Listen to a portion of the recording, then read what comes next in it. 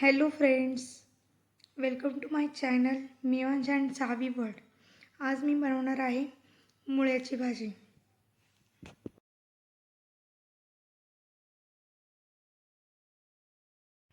मुळ्याच्या भाजीला लागणारे साहित्य: मुळा, हिरवी मिरची, लसूण, फोडणीसाठी तेल, जिरे व हळद, चवीनुसार मीठ.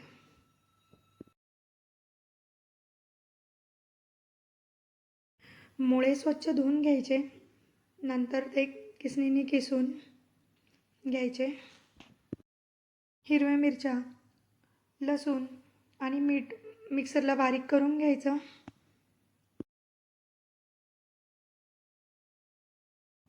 फोडणीसाठी कढईत तेल टाकून जिऱ्याची फोडणी द्यायची व मिरच्या, लसूण, मीठ हे दळलेलं आहे ते कढईत टाकायचं.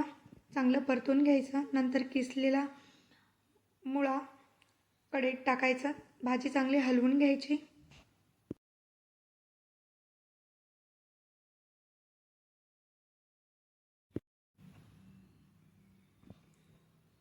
अशा पद्धतीने ही भाजी खूप छान होते. ज्यांना मुळ्याची भाजी आवडत नाही त्यांनी अशा पद्धतीने करून बघा, तुम्हाला नक्की आवडेल. मुळा हा आपल्या आरोग्यासाठी खूप चांगला असतो. मुळा कच्चा पण खातात, जेवणासोबत पण खातात कच्चा मुळा.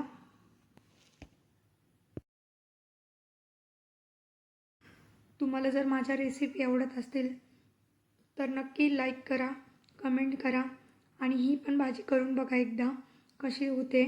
तुम्हाला आवडली तर नक्की मला कमेंट करून सांगा.